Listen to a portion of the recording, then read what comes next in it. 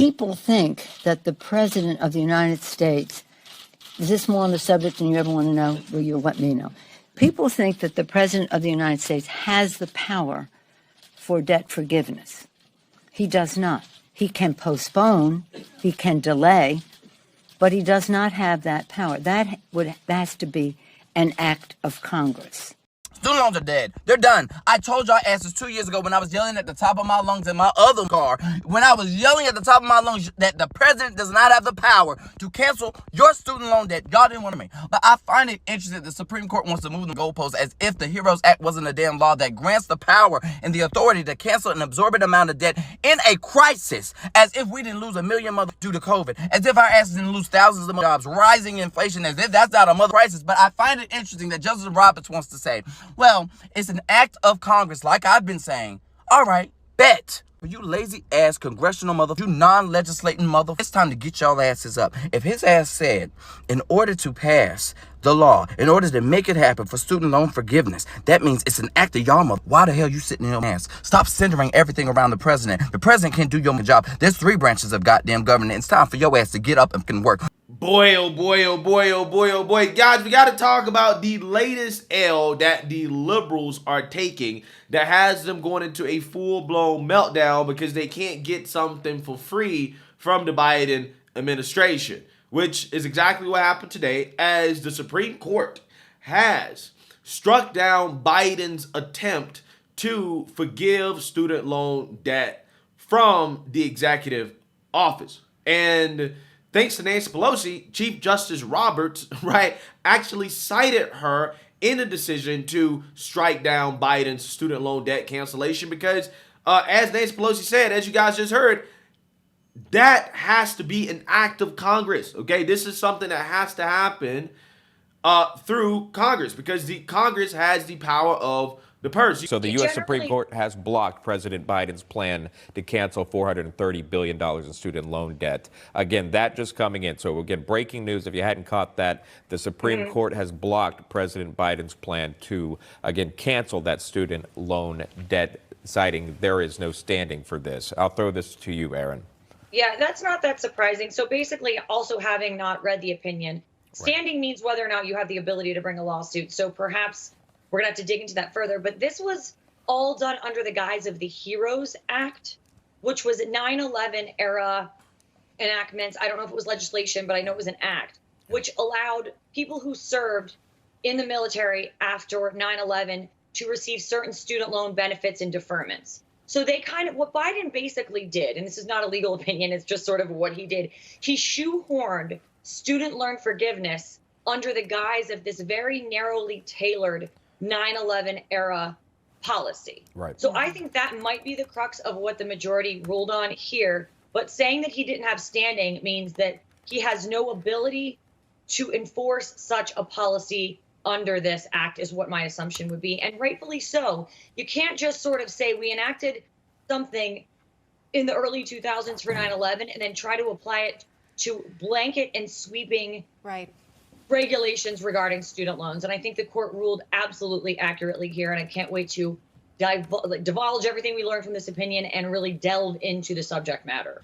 Yeah, so in a nutshell, if you guys don't understand what's going on here, basically, the Biden administration tried to argue that the HEROES Act of 2003, which was intended to allow the Secretary of Education to grant relief for students in connection with, quote, war or other military operation or national emergency, allowed him, the president, to create a cancellation program unilaterally, which Justice Roberts and the majority ruled that, quote, the Secretary's invocation of the waiver power here does not remotely resemble how it has been used on prior occasions. Yeah, so basically saying, look, this is not how this was used in the past. You need clear congressional authorization in order to cancel student loan debt at this scale, like what you guys are trying to do, which is it's hilarious to me because it's almost as if these Democrats don't understand the separation of powers, right, between the 3 branches of government, okay? Which, I mean, you know, Democrats also try to argue that, well,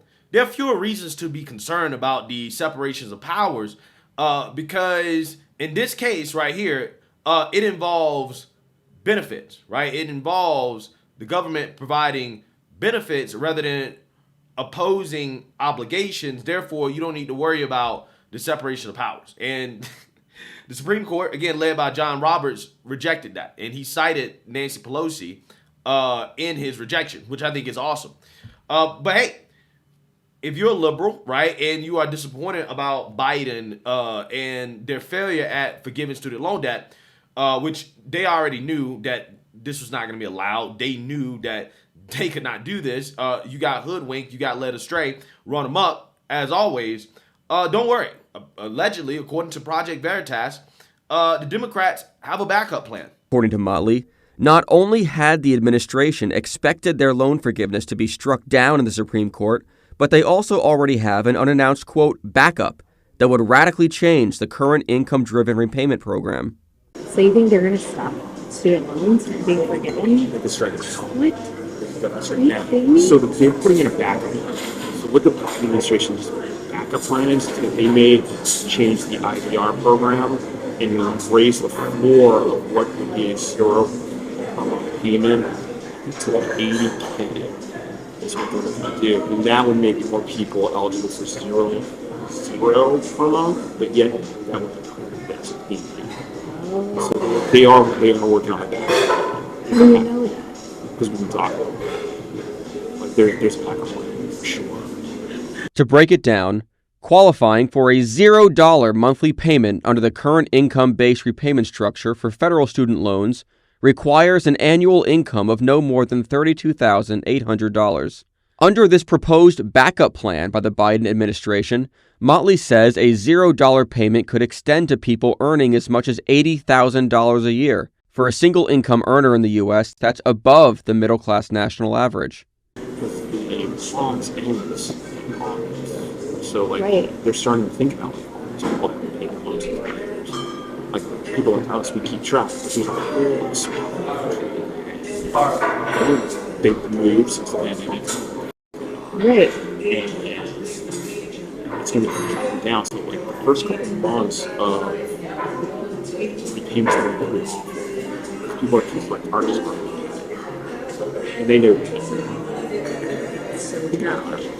Yeah, so you seen that, you heard that. Allegedly, the Biden administration has a backup plan. We will see what happens, okay? But in the meantime, the mainstream liberal media, we got to talk about their meltdown because, you know, they're having a meltdown. And, of course, when things don't go their way, right, when there are things that happen that they disagree with politically, they have to cry some form of hate and bigotry because that's the standard Democrat playbook when you don't have an argument, right? Just cry hate and bigotry when something happens that you disagree with politically. And in this case, Democrats are crying racism, okay, and sexism in response to the Supreme Court striking down Biden's unconstitutional student loan debt forgiveness plan. Take a look.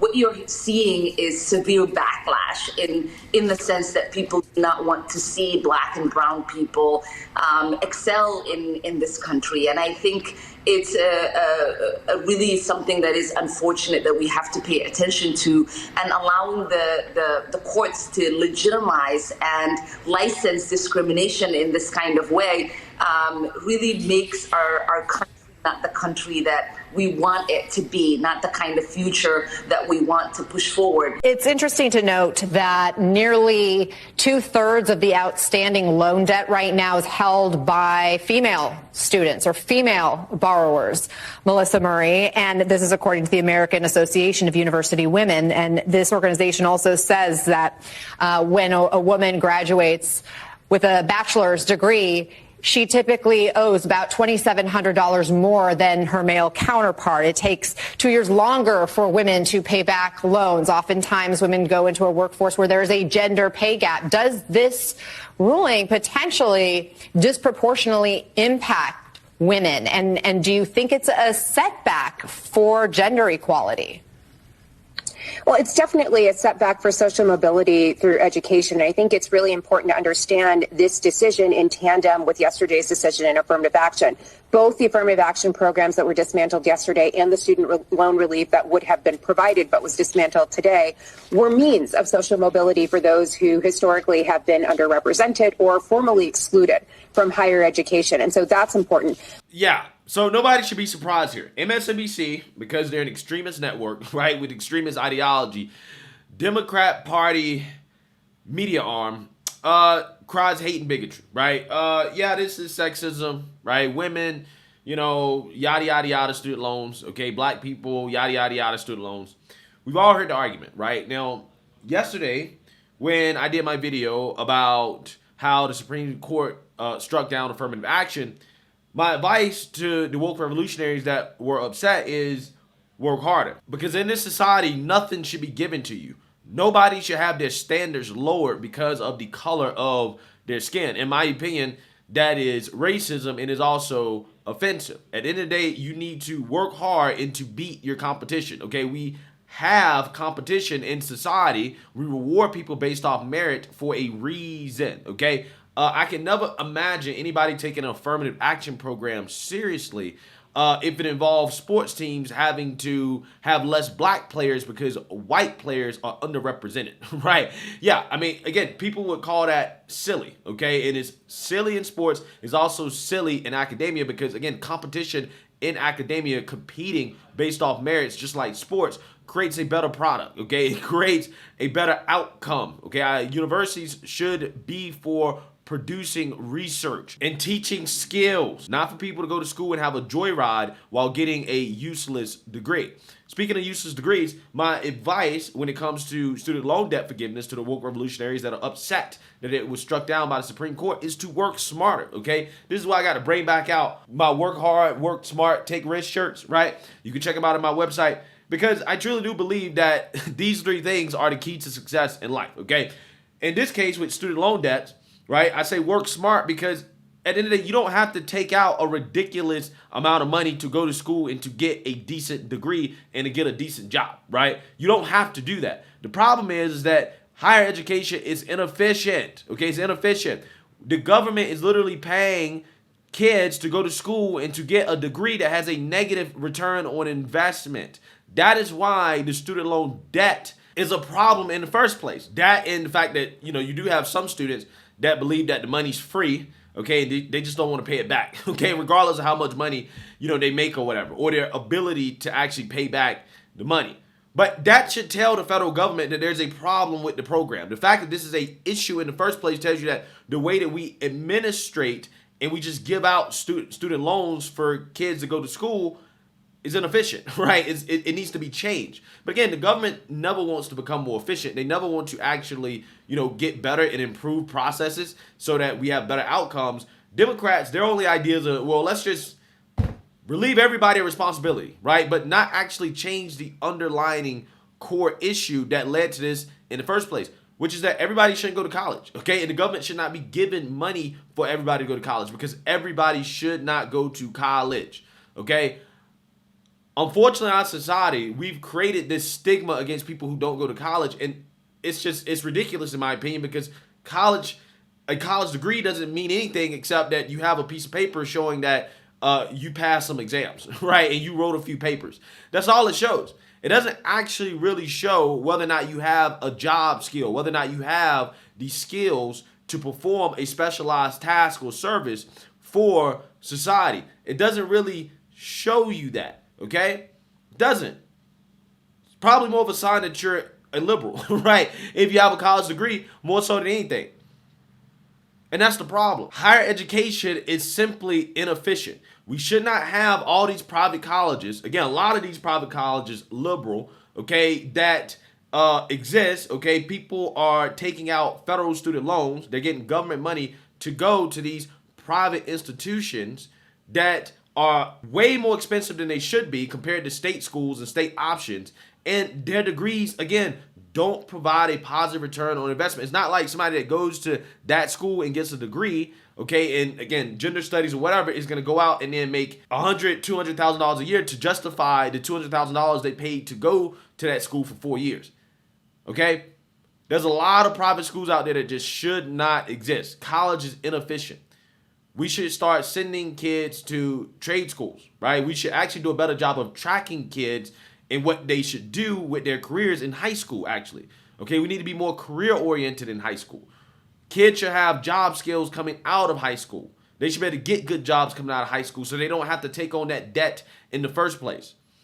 College is nothing but a liberal indoctrination factory, and we have to basically acknowledge the reality of that and to gut the system to take money out of it. That's the only way you're going to fix the problem. Otherwise, you're going to have what we have right now, which is a bloated higher education system that is really nothing but a Ponzi scheme. It is a transfer of money from responsible citizens who either didn't go to college, started their own business or whatever, didn't take on any student loan debt, or citizens that did take on student loan debt but paid it back. It's a transfer of wealth, of money from them to irresponsible people who didn't pay back their student loan debt, okay, or who went to college when they should not have went to college. Again, the theme of this video is work smarter, right? The federal government has to be smarter about how we make these programs more efficient. Just forgiving everybody's student loan debt and not fixing the actual problem is not working smarter, okay? Kids have to be smarter about where they choose to go to college and what degree they choose to get, what careers they choose to pursue versus how much money they spend investing in their education to pursue that career. Okay, if the money doesn't match up, okay, if it doesn't make sense, then you shouldn't be doing it. We shouldn't be pushing kids into these decisions that don't make sense financially.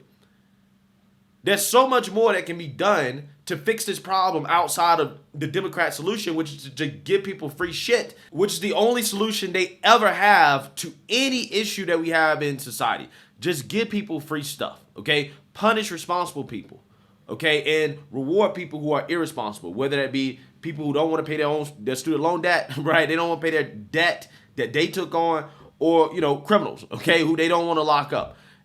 This is who Democrats care about. They care about the irresponsible. They care about criminals. And this is just another example of what I'm talking about. So, the woke revolutionaries can boo-hoo, whine, and cry. This is never going to happen. They got hoodwinked, tricked, led astray, because this is what Democrats do all the time. But hey, let me know what you guys think. Make sure you like, comment, and subscribe. Most importantly, share a Black conservative perspective. Peace.